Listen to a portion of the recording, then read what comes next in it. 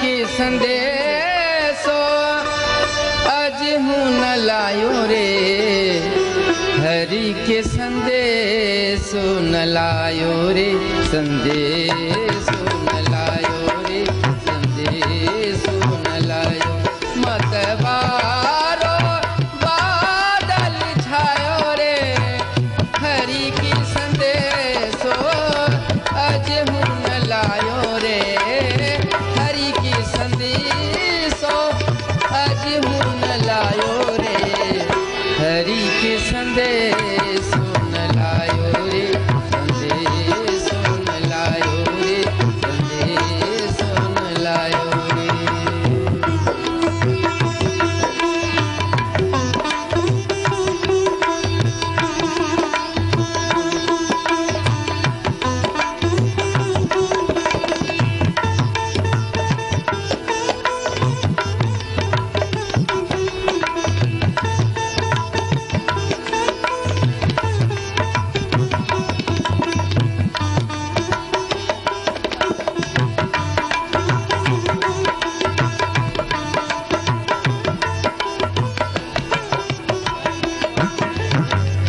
दादुर मोर पपीहा बोले, दादुर मोर पपीहा बोले, कोयल कूक सुनायो रे, कोयल कूक सुनायो रे, रात अंधेरी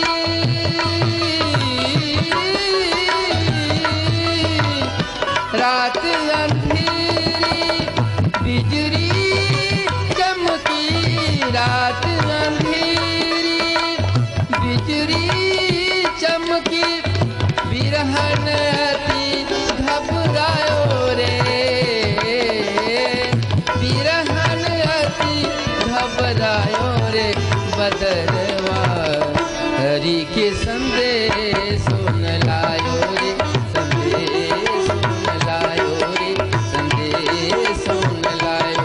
मतवारो बादल छायो रे, हरि के संदेशो अज हूँ न लायो रे, हरि के संदेशो अज हूँ न लायो रे, हरि के संदेशो न लायो रे, संदेशो न लायो रे, संदेशो न लायो रे।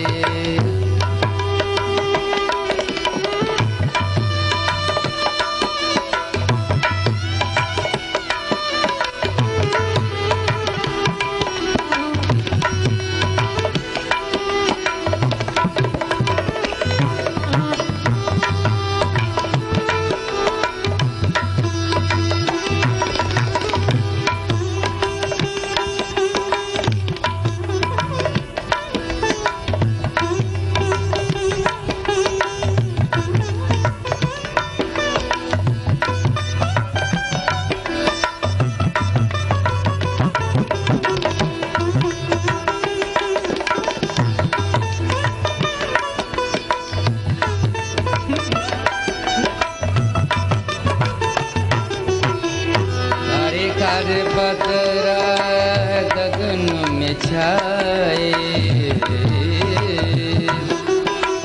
कारे कारे बदरा गगन में छाए, कारे कारे बदरा गगन में छाए, राधा नीर बहायो रे, राधा नीर बहायो रे, कर कर बदरा गगन में छाए, कर कर बदरा गगन में छाए, राधा नीर बहायो रे, मीरा की प्रभु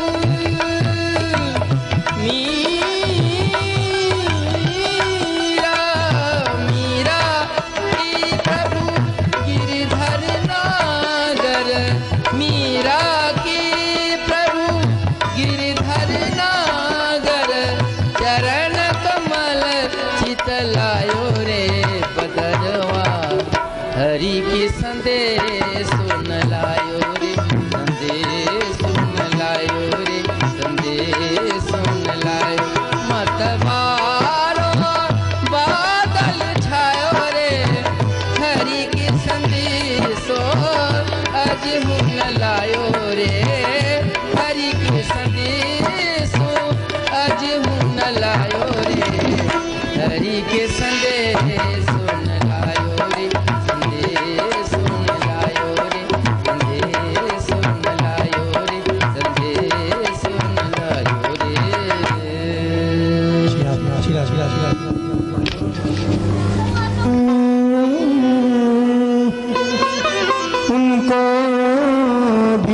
रहा हूँ, जुदाई का जहर पीकर मैं फिर भी जी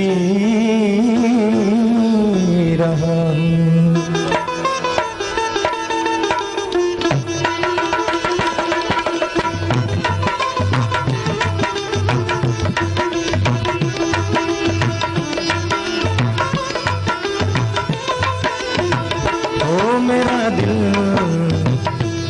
मेरा दिल तुझ पे कुर्बान मुरलिया वाले रे, मेरा दिल तुझ पे कुर्बान मुरलिया वाले, ओ मेरा दिल तुझ पे कुर्बान मुरलिया वाले रे, मेरा दिल तुझ पे ओ मुरलिया वाले रे, सांवरिया प्यारे रे, मुरलिया वाले रे सांवरिया, ओ मुरलिया वाले रे सांवरिया प्यारे रे, अब तो हो जा, अब तो हो जा मेहरबान मुरलिया वाले रे, मेरा दिल तुझ पे कुर्बान, ओ मेरा दिल तुझ पे कुर्बान मुरलिया वाले रे।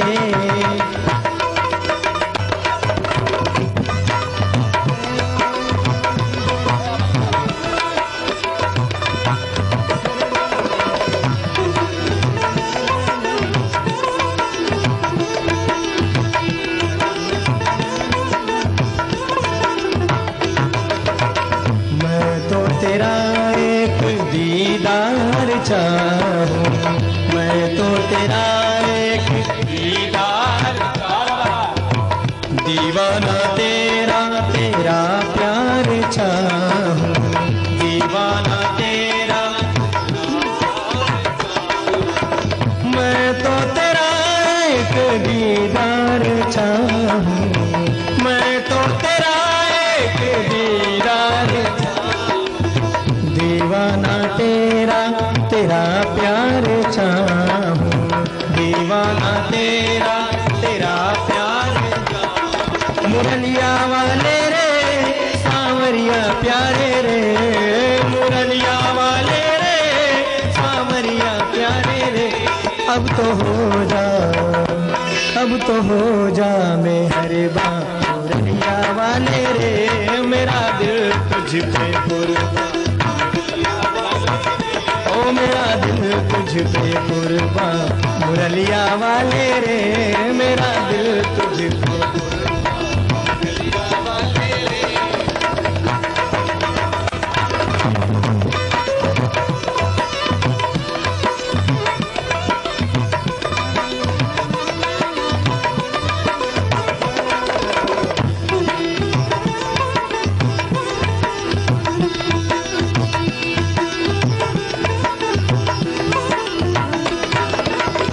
देखी है जब से ये तस्वीर तेरी, देखी है जब से,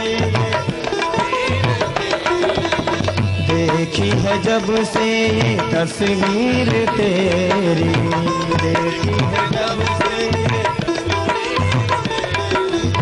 तब से बदल गई है तकदीर मेरी, तब से बदल गई है तकदीर मेरी, मुरलिया वाले रे सांवरिया प्यारे रे, मुरलिया वाले रे सांवरिया प्यारे, ओ मुरलिया वाले रे सांवरिया प्यारे रे, मुरलिया वाले रे तेरे बिन दिल है मेरा, मुरलिया वाले रे मेरा दिल तुझ पे कुर्बान, ओ मेरा दिल तुझ पे कुर्बान मुरलिया वाले रे, मेरा दिल तुझ पे कुर्बान मुरलिया वाले रे, मेरा है कुर्बान कुर्बान कुर्बान दिल है कुर्बान कुर्बान, है कुर्बान कुर्बान कुर्बान दिल है कुर्बान कुर्बान, ओ मेरा दिल तुझ पे कुर्बान मुरलिया वाले रे, मेरा दिल तुझ पे कुर्बान मुरलिया वाले रे, मेरा दिल तुझ पे कुर्बान।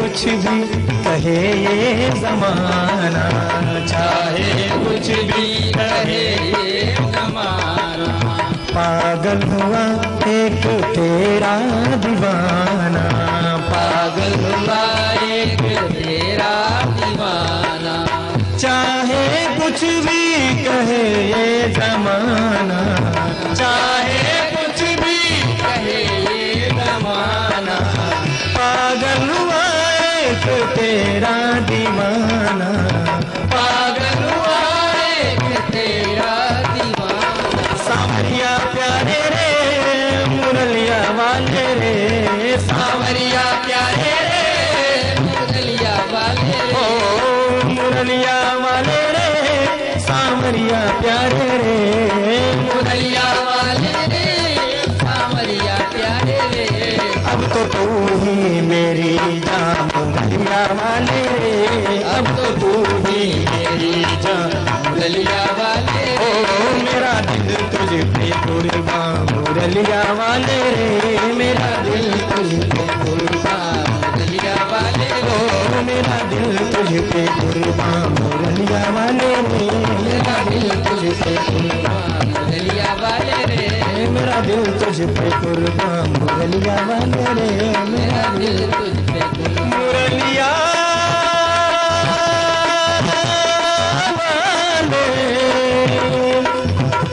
मुरलिया वाले, मुरलिया वाले। बुलबुल के बिहारी लाल की राधे राधे रटो चले आएंगे बिहारी,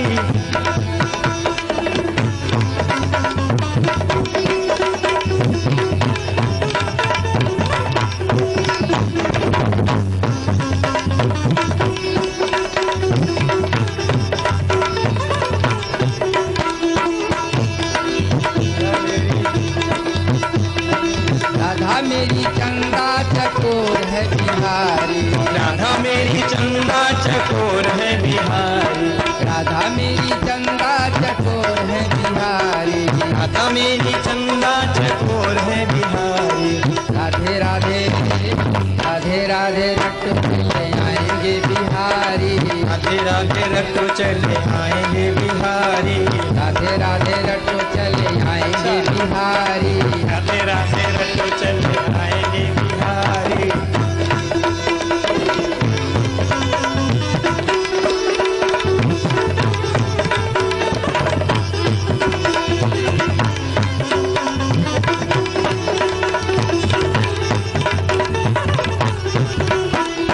राधा मेरी पूरी तो कंगन बिहारी, राधा मेरी गंगा तो धार है बिहारी, राधा मेरी गंगा तो धार है बिहारी, राधे राधे राधे राधे रटो चले आएंगे बिहारी, राधे राधे रटो चले आएंगे बिहारी, राधे राधे रटो चले आएंगे बिहारी, राधे राधे रटो चले आएंगे बिहारी।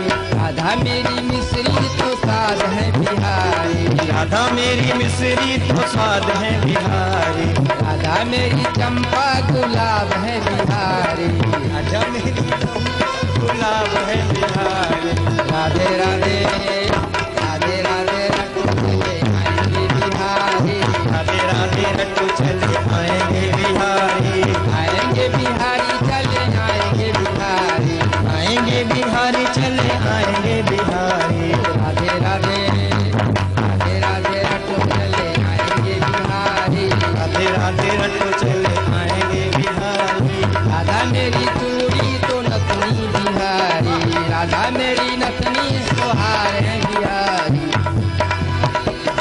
राधा मेरी नथनी तोहार है बिहारी, ओ राधे राधे राधे राधे रटो चले आएंगे बिहारी, राधे राधे रटो चले आएंगे बिहारी, आएंगे बिहारी चले आएंगे बिहारी, आएंगे बिहारी चले आएंगे बिहारी, राधे राधे राधे राधे रटो चले आएंगे बिहारी।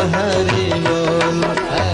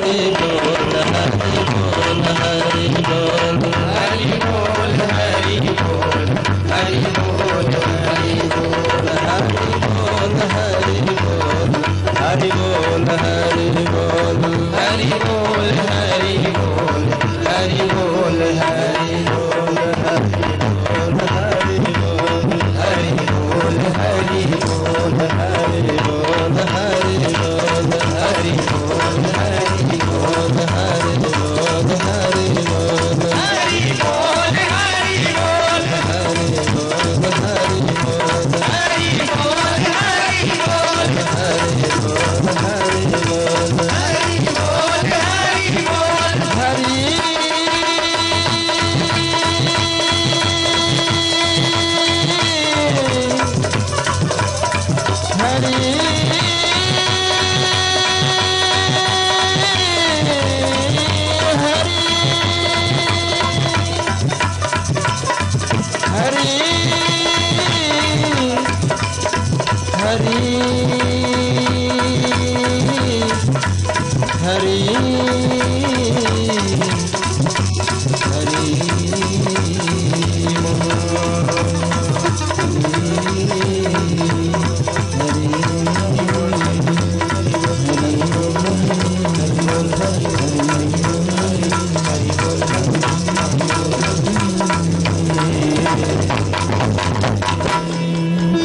जय जय श्री राधे, जय जय श्री राधे, जय जय श्री राधे श्याम।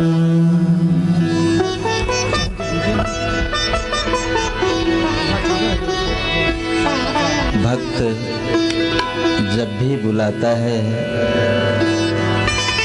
भगवान आते हैं। भगवान सिर्फ भाव के भूखे हैं। भाव का भूखा हूँ मैं और भाव ही सब सार है। भाव से जो भजता प्राणी फिर उसका बेड़ा पार है। भाव से भगवान को आप एक तुलसी निवेदन करें, भगवान उसे स्वीकार करेंगे। एक तुलसी के ऊपर ही रिझ जाते हैं। एक फूल चढ़ा करके आप भगवान को बांध सकते हैं। एक फल चढ़ा दें, भगवान को बांध लें। आवश्यकता है भगवान के प्रति निष्ठा हो, अटल विश्वास हो, तो आप जो भी निवेदन करेंगे भगवान उसे स्वीकार करेंगे। भगवान को हम खिलाते नहीं, फिर कह देते हैं कि वो खाते नहीं। खिलाने वालों के यहाँ तो भगवान छिलके तक भी नहीं छोड़ते। आज प्रातःकाल की सभा में महात्मा विदुर के यहाँ भगवान पधारे। विदुर जी ने भगवान को खूब प्रेम से भोजन कराया, और भोजन में और कुछ नहीं, विदुरानी के छिलके थे।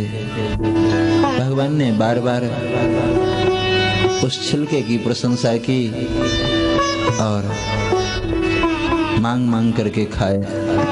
स्वाद लगी तो खूब मांग मांग करके खाए। जो स्वाद छिलके में मिल रहा था वो अन्य व्यंजनों में नहीं। एक तरफ 56 प्रकार के राजभोग थे तो वहां भूख नहीं थी, और यहाँ घर में कुछ भी नहीं है तो बार बार याचना कर रहे हैं, मुझे जोरों की भूख लगी है, जोरों की भूख लगी है, मुझे खाने के लिए कुछ दे दो। नहीं स्वीकार करते हैं निमंत्रण नृप सुयोधन का। विदुर घर बैठ करके भोग छिलके का लगाते हैं, न जाने कौन से गुण पे दया निधि रीझ जाते हैं। परमात्मा की लीला वैचित्री, पता नहीं किसके ऊपर कब रीझ जाए, कब प्रसन्न हो जाए। विदुर जी को भगवान ने सुख दिया, विदुर जी से विदा ली। विदुर जी काफी दूर तक पहुंचाने के लिए गए। भगवान ने विदुर जी से कहा, चाचा आप बहुत दूर तक आ गए हैं, अब आप जाएं, हम चले जाएंगे। कहा नहीं नहीं श्री कृष्ण, हम तुम्हें हस्तिनापुर तक पहुंचाएंगे। मैं भी तीर्थ यात्रा की ओर निकला हूँ, तुम्हें हस्तिनापुर छोड़ता हुआ तीर्थों की ओर निकल जाऊंगा। हमारे जितने गौरव स्थान हैं उन गौरव स्थानों की अपनी अपनी महिमा है। तीर्थ का अर्थ है तरति पापम अस्मात् तत्तीर्थम। जहाँ जाने से सारे पाप ताप धुल जाते हैं उसे तीर्थ कहते हैं। तीर्थ की यात्रा मंगलमयी यात्रा है। श्री विदुर जी ने जैसे कहा कि मैं तीर्थ यात्रा की ओर जाऊंगा, भगवान ने कहा विदुर तुम संत हो, और संत एक चलते फिरते तीर्थ माने जाते हैं। तुम तो तीर्थों को भी तीर्थ बनाते हो, फिर हमसे कह रहे हो कि तीर्थ यात्रा की ओर जाऊंगा। ठीक है, जैसी रुचि आपकी हो, आप तीर्थ यात्रा में जाएं। भगवान से विदा ली और महात्मा विदुर यात्रा करते करते जमुना जी के किनारे पहुंचे। जमुना जल में स्नान किया, जलपान किया, और जलपान करने के बाद बार बार श्री जमुना जी को नमस्कार किया, क्योंकि ये मेरे प्रभु की क्रीड़ा स्थली है, लीला स्थली है। भगवान ने यहाँ जमुना जी के किनारे लीला की है, इसलिए जमुना जी की अद्भुत महिमा। जमुना जी में डुबकी लगाने के बाद भजन पूजन किया, और भजन पूजन करते हुए जैसे आगे बढ़े तो मुख से एक ही मंत्र। विदुर जी के मन में तो श्री कृष्ण समाहित थे, इसलिए जहाँ जाते कृष्ण नाम का संकीर्तन करते। एक ही मंत्र था, श्री कृष्ण गोविंद हरे मुरारे, हे नाथ नारायण वासुदेव। श्री कृष्ण गोविंद हरे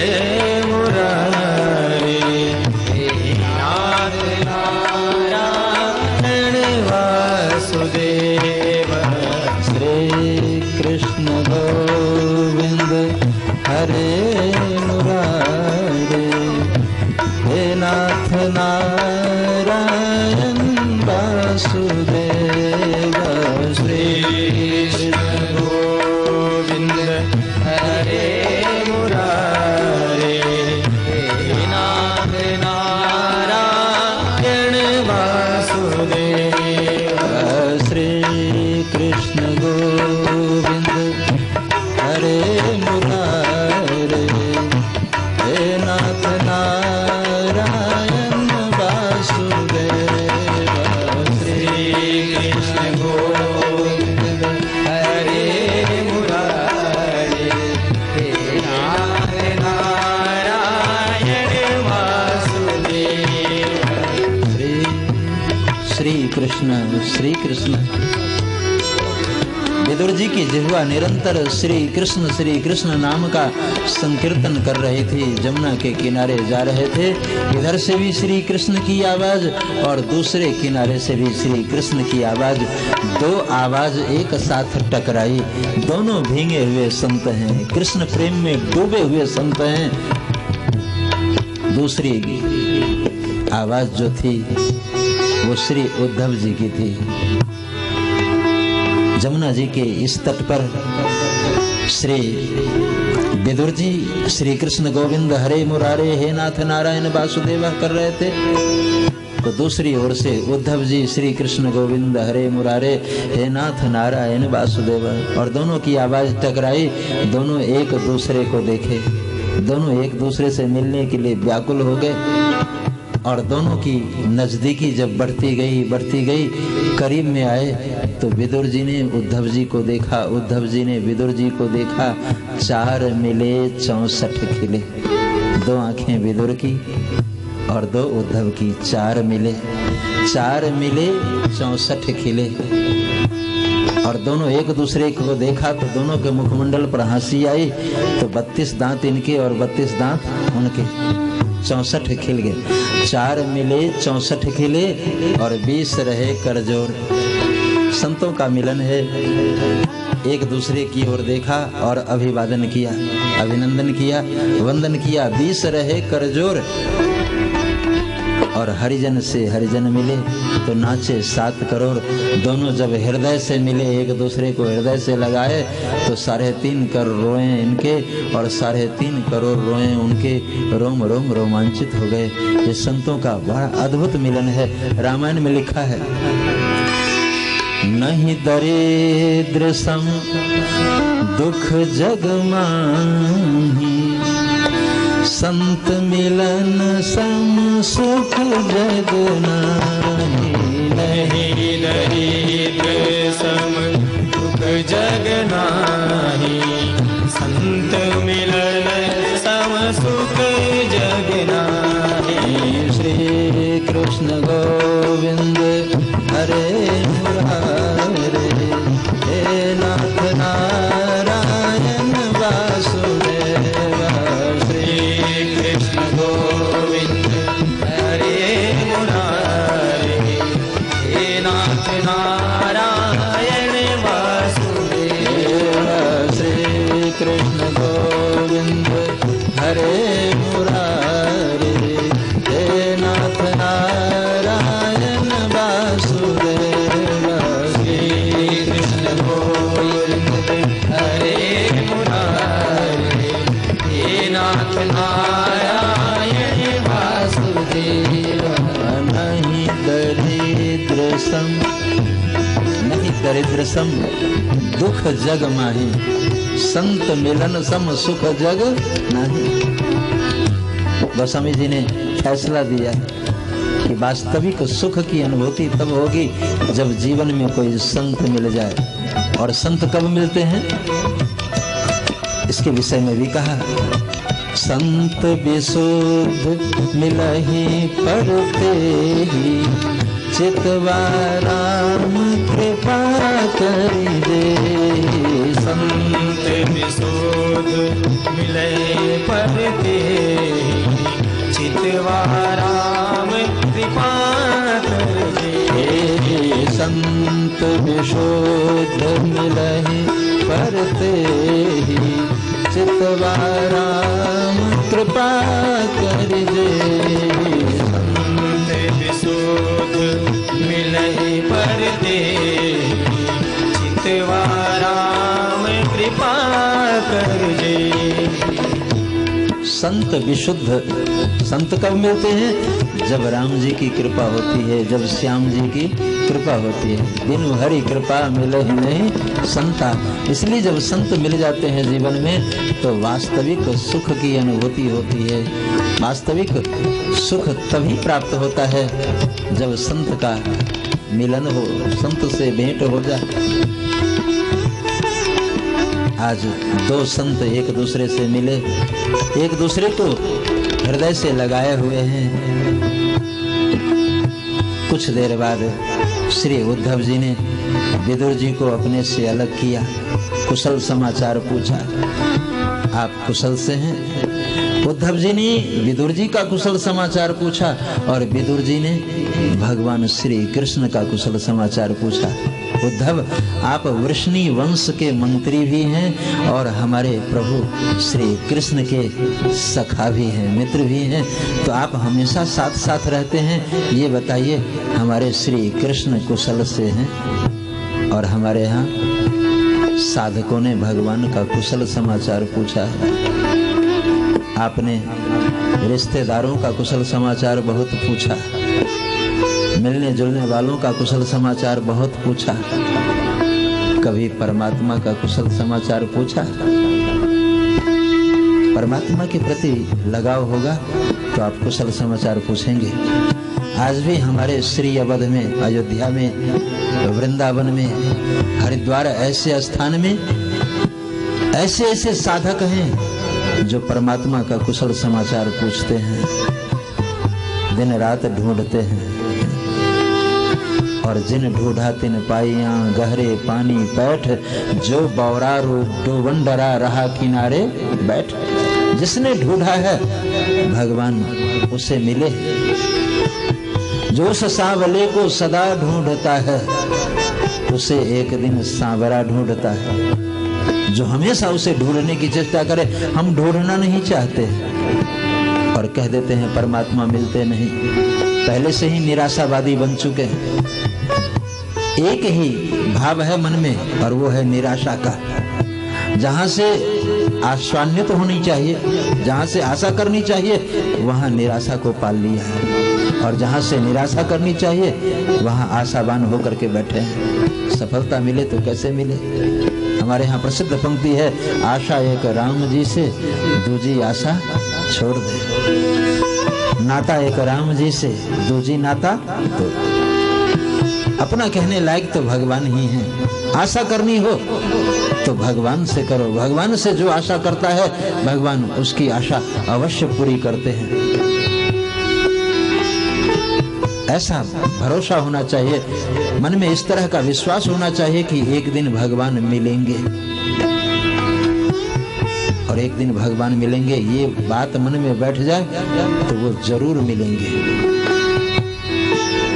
हमारे यहाँ ढूंढने वालों ने अपने आंखों की ज्योति समाप्त कर दी। मीरा जी ने बहुत सुंदर बात कही है। मीरा जी ने कहा, दुखन लागे नैन दरस बिनु, दुखन लागे नैन दरस बिनु, दुखन लागे नैन दरस बिनु, दुखन लागे दरस बिना दुखन लागे।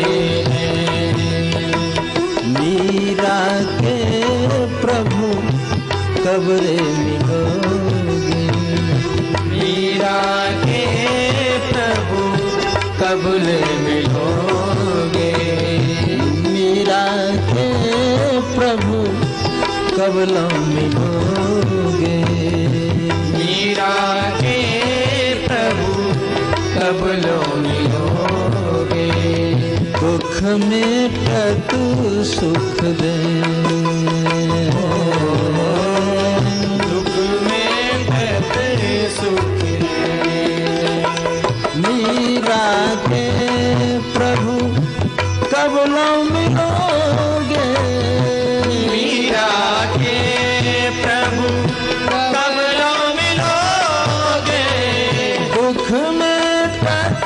सुख देन दरस बिनु दुख न लागे नैन तरस बिनु दुख न लागे नैन तरस बिनु दुख न लागे नैन तरस बिनु दुख न लागे दुख न लागे नैन तरस बिनु दुख न लागे नैन तरस बिना दुख न लागे नैन तरस बिना दुख न लागे दुख न लागे तरस बिना दुख न लागे दुख न लागे दुख न लागे दुख न लागे मीरा के प्रभु कबरे मिलोगे दुख मेटत सुख देन तरस बिन दुख न लागे नैन। ढूंढने वालों ने अपने आंखों की ज्योति समाप्त कर दी, जबकि मीरा के विषय में कहीं ऐसा वर्णन नहीं है कि मीरा को पीएचडी की उपाधि प्राप्त थी।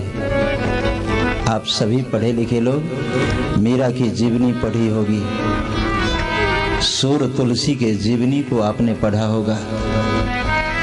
पूरे विश्व में मीरा की चर्चा है, पूरे विश्व में सूर तुलसी की चर्चा है, लेकिन इन आचार्यों की जीवनी जब आप पढ़ोगे तो कहीं आपको वर्णन नहीं मिलेगा कि मीरा किसी भी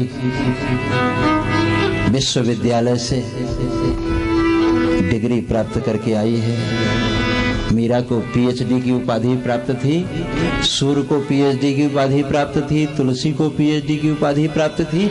आप ऐसा कहीं नहीं पाएंगे। मुझे 20 साल हो गए साहित्य उल्टाते हुए, हमने तो नहीं पढ़ा कहीं मीरा और सूर तुलसी के जीवनी में कि इनको पीएचडी की उपाधि प्राप्त थी। लेकिन आज भी संगीत में ये जो आप सुन रहे हैं ना संगीत, इस संगीत में यदि किसी को पीएचडी करनी हो तो मीरा के पदों पर ही पीएचडी की उपाधि मिलती है। सूर तुलसी के पदों पर ही पीएचडी की उपाधि मिलती है। एक एक शब्द में अनंत अनंत भाव है। पढ़ी लिखी नहीं थी, लेकिन प्रभु के चरणों में इतना प्रेम था, इतना लगाव था कि प्रभु को प्रकट होने के लिए बाध्य कर दिया। तुमसे नाता है, मेरे तेरे नाते अनेक मानिए जो भावे। कहने के लिए तो आप सभी कह देंगे त्वमेव माता च पिता त्वमेव बंधु च सखा त्वमेव विद्या द्रविणम त्वमेव सर्वम मम देव देव। कहने के लिए तो जिह्वा नजदीक में है, आप कह देते हैं कि तुम ही मेरे माता हो, पिता हो, बंधु हो, सखा हो, सब कुछ तुम ही हो। लेकिन जिसने एक बार परमात्मा को माता के रूप में स्वीकार किया, पिता के रूप में स्वीकार किया, सखा के रूप में स्वीकार किया, बंधु के रूप में स्वीकार किया, स्वामी के रूप में स्वीकार किया। मीरा जी ने स्वामी के रूप में स्वीकार किया था। जाके सिर मोर मुकुट मेरो पति सोई, मेरो तो गिरधर गोपाल दूसरो न कोई। एक ही बार नाता जोड़ा और परमात्मा को पति के रूप में आना पड़ा। विश्व के हिंदी साहित्य में मीरा अमर हो गई, मीरा भगवान में विलीन हो गई, क्योंकि मीरा ने बहुत ढूंढा। आंखों की ज्योति धीरे धीरे समाप्त हो गई थी। हम ढूंढते नहीं, 10 कदम चलेंगे, लालबत्ती हो जाए तो वापस आ जाएंगे। एक दिन व्रत करते नहीं बनता है, जब तप करते नहीं बनता है। भगवान कैसे मिलेंगे, इतने सस्ते हैं क्या? किसी दुकान में मिलते हैं कि जो खरीद लो। भगवान से मिलने वालों ने अपने शरीर को गला दिया। प्रभु के दर्शन जिसे हुए हैं उसके जीवनी को उठा करके देखो। मीरा की पंक्ति में यही तो कहा गया है, मीरा के प्रभु कबरे मिलोगे, दुख मेटत सुख देन, दरस बिन दुखन लागे नैन। अब तो नेत्र की ज्योति भी समाप्त हो रही है। हे प्रभु आप कब मिलेंगे? हे दयालु आप कब मिलेंगे? जिन ढूढ़ा तिन पाइया गहरे पानी पैठ, जो बौरा डूबन डरा रहा किनारे बैठ। जिसने ढूढ़ा उसे भगवान मिले हैं, और आज भी ढूंढने वाले भगवान का कुशल समाचार पूछते हैं। क्यों? ठाकुर जी कैसे हैं? और जिसका लगाव होता है वो बता देता है कि आज ऐसे हैं। हमारे पूर्वाचार्यों ने कुशल समाचार पूछा है, आशीर्वाद दिया है। आज विदुर जी ने उद्धव जी से कहा, श्री कृष्ण कुशल से हैं, आप उनके मित्र हैं, बताइए। उद्धव जी रो पड़े, उद्धव जी की आंखों में अश्रुबिंदु भर आए। विदुर जी ने उनको झकझोरा, आपसे मैंने पूछा श्री कृष्ण कुशल से हैं, आप रो रहे हैं, क्या बात है? उद्धव जी ने कहा, विदुर जी आप क्षमा करेंगे, मैं कठोर सुनाने जा रहा हूँ। श्री कृष्ण अब इस पृथ्वी पर नहीं रहे, यदकुल का संहार हो गया और भगवान श्री कृष्ण अपनी लीला संवरण करके स्वधाम की ओर चले गए।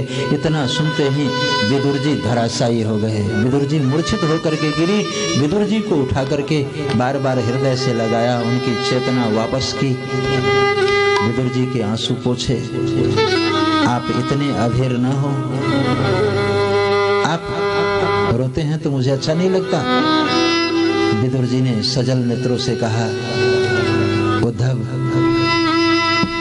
प्रभु ने जाते समय मेरे विषय में कुछ कहा, आप थे वहां क्या? उद्धव जी ने कहा, महाराज जिस समय प्रभु स्वधाम जा रहे थे मैं उनके पास था और प्रभु ने आपको 3 बार याद किया। जैसे कहा 3 बार याद किया। विदुर जी और रो पड़े। मेरे जैसे अधम को, मेरे जैसे पापी को भगवान ने 3 बार याद किया अंतिम समय में। क्या कहा मेरे विषय में? उद्धव जी ने कहा, जिस समय आपकी चर्चा चल रही थी उसी समय भगवान ने मुझे आज्ञा दे दी, उद्धव तुम बद्री नारायण की ओर जाओ। और मैं आज्ञा शिरोधार्य करके बद्री नारायण की ओर चल दिया। लेकिन जिस समय आपकी चर्चा चल रही थी उस समय एक महात्मा वहां बैठे थे। उस संत का नाम है मैत्रेय। तो आप मैत्रेय ऋषि की तलाश करो, वही आपको सब कुछ बता सकते हैं। मैत्रेय ऋषि की खोज करते करते, मैत्रेय ऋषि का खोज करते करते श्री विदुर जी गंगा जी के किनारे आए। गंगा तट पर महात्मा मैत्रेय का आश्रम था। मैत्रेय को किसी ने सूचना दी, महाराज आपसे मिलने के लिए विदुर जी आ रहे हैं। मैत्रेय जी आगवानी किए, आगे बढ़ करके विदुर जी का स्वागत किया, अभिनंदन किया, वंदन किया और कुटिया में ले आए, आदर के साथ बिठाया। आज आपने कृपा की है, ये कुटिया पवित्र हो गई। आप जैसे संत के आने से आज मैं धन्य हो गया। आज मेरी त्याग और तपस्या का फल हमें मिल गया। विदुर आप जैसे संत के दर्शन हुए। विदुर जी ने मैत्रेय जी की प्रशंसा की। संत मिलते हैं तो एक दूसरे की प्रशंसा ही करते हैं। दूसरे को आदर देना ये संतों का एक नियम है, और जो दूसरों को आदर देता है उसे तो आदर मिलता ही है। चाहिए समाज में कि हम दूसरे को आदर दें।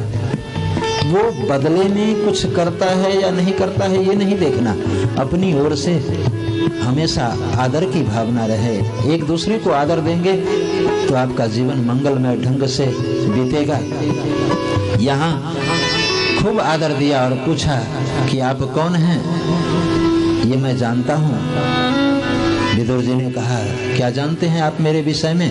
कहा, आप साक्षात यमराज हैं। कोई किसी के घर जाए और गृह स्वामी कहे कि आप यमराज हैं, कैसा लगता है? लेकिन एक सच्चाई बताई। मैत्रेय महात्मा जानते थे विदुर जी के विषय में, इसलिए कहा, विदुर मैं जानता हूँ आप कौन हैं, आप साक्षात यमराज हैं। कहा, महाराज तो यमराज से मैं कैसे महात्मा बन गया? बहुत सुंदर बात कही मैत्रेय जी ने। मांडव्य शापाद भगवान प्रजा संज मनो यमः भ्रातु क्षत्रिय भुजिष्यायाम जातः सत्यवती सुतात। कहा मांडव्य शापाद भगवान प्रजा संज मनो यमः, आप मांडव्य ऋषि के शाप के कारण ही आज महात्मा के रूप में दिखाई दे रहे हैं, मूलतः आप यमराज हैं। कहा महाराज मांडव्य ऋषि ने मुझे शाप क्यों दिया, कैसे शाप दिया, ये जानने की इच्छा है।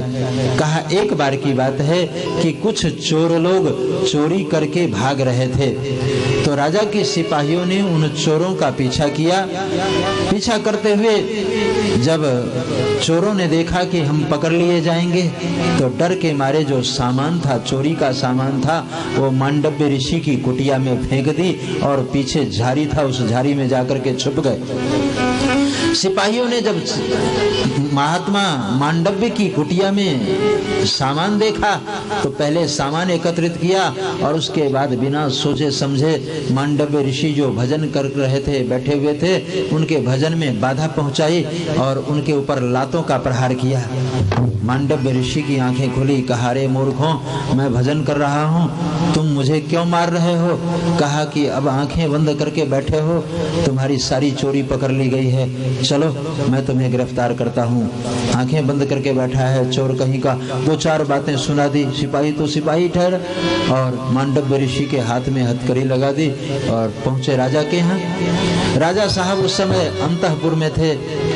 कर्मचारियों ने जाकर के सूचना दी, राजन चोर भी पकड़ लिया गया है और चोरी का सामान भी बरामद कर लिया गया है, क्या आदेश है उस चोर के लिए। राजा ने बिना देखे सुने कह दिया, उसे सूली के ऊपर चढ़ा दो।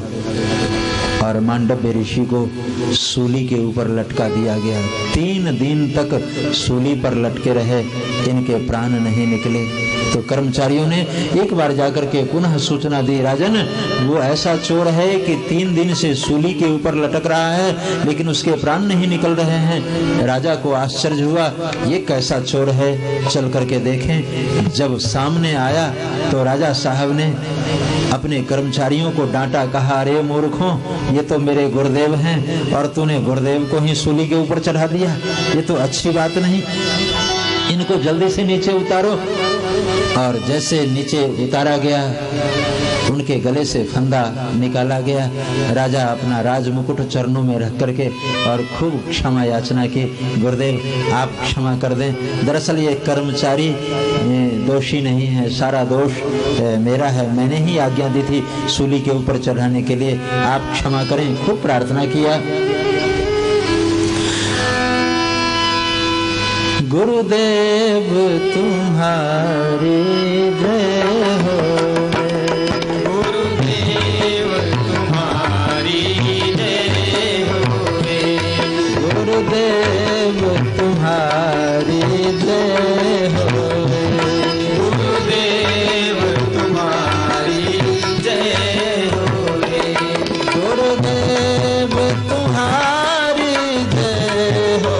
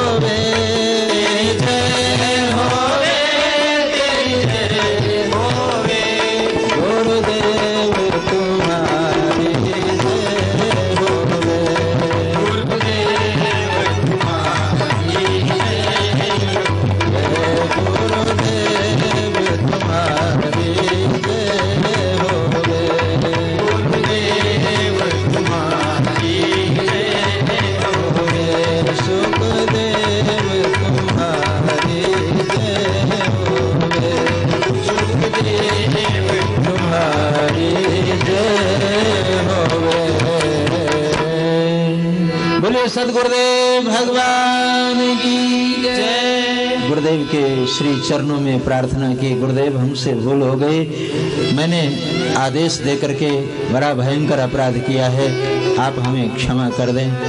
संत दयालु होते हैं, क्षमा कर दिया। कहा राजन मैं तो तुम्हें क्षमा कर रहा हूँ, लेकिन मुझे जो ये सूली पर चढ़ाया गया, किस अपराध में मुझे 3 दिन तक सूली के ऊपर लटकना पड़ा, ये प्रश्न मैं जमराज से जरूर पूछूंगा। तुम्हें तो क्षमा कर दिया, लेकिन अब मैं यमलोक की यात्रा करूंगा। और मांडव्य ऋषि सीधे वहां से यमलोक की यात्रा किए, यमराज के यहाँ पहुंचे और पूछा कि मुझे 3 दिन तक सूली के ऊपर क्यों लटकाया गया।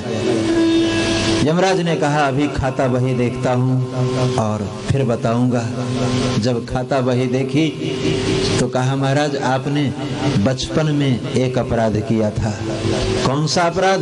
कहा एक फतिंगे के पूंछ में आपने सींग चुभो दी थी। बच्चे छोटे फतिंगे कीड़े को पकड़ लेते हैं और उसके पूंछ में सींग चुभो करके उसको ऊपर की ओर उछाल देते हैं। कहा आपने एक फतिंगे के पूंछ में सींग चुभोई थी और वो 3 दिन तक तड़पता रहा। 3 दिन बाद उसकी मृत्यु हुई। इसी अपराध के कारण आपको 3 दिन तक सूली के ऊपर लटकना पड़ा। मांडव्य ऋषि को आया गुस्सा, यमराज तू न्याय नहीं करता है। कहा कैसे?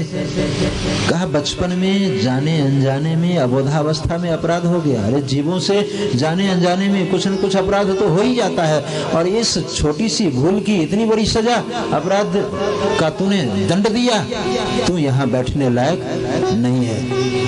मैं तुम्हें साफ देता हूँ कि तुम भी 100 साल के लिए मर्तलोक में जाओ और मनुष्य का अवतार धारण करो। तुम भी 100 साल के लिए मनुष्य जोनी में रहोगे, क्योंकि मनुष्य की आयु 100 साल की है। सतयुग में लोग 1 लाख वर्ष तक जीते थे। सतयुग की आयु कितनी थी? 1 लाख वर्ष तक। और सतयुग का जब अंत होने लगा, त्रेता का आगमन हुआ, तो 1 शून्य घट गया उसमें से। तो त्रेता युग में 10,000 वर्ष लोग जीते थे। राम जी ने 11,000 वर्ष तक इस पृथ्वी पर शासन किया था। राम जी का शासन काल जो है 11,000 वर्षों का है। हमारे यहाँ गौरव ग्रंथ जो है वो प्रमाण है। और राम जी जब जाने लगे, श्याम जी का समय आने लगा, अथवा वही राम जी श्याम जी बनकर आने लगे, तो चलते समय 1 शून्य घटा दी। तो श्याम जी के समय में 1,000 वर्ष की आयु। द्वापर में 1,000 वर्ष तक लोग जी सकते थे। लेकिन जब श्याम जी का शासन काल पूरा हुआ और वो जाने लगे, देखा कि अब तो कलयुग आने वाला है और कलयुगी जीव 3 तूफान करेंगे, भजन पूजा पाठ तो करेंगे नहीं, दिन भर बैठ करके खुराफाती करेंगे, तो इनको अधिक आयु देने का कोई मतलब ही नहीं उठता। तो चलते समय वो भी 1 शून्य घटा दिए। तो 1000 में से 1 शून्य घट जाए तो 100। तो कलयुग की आयु कितनी है? 100 साल। और 100 साल में आधी बिता दी। 1 वयस तेरो ऐसो गुजर गए, दूसरे रगर झगर से। 4 भागों में बांटा गया। 25 साल तक ब्रह्मचर्य, 50 तक गृहस्थ, और 50 के बाद घर में बहू आ जाए तो वानप्रस्थ, और 75 के बाद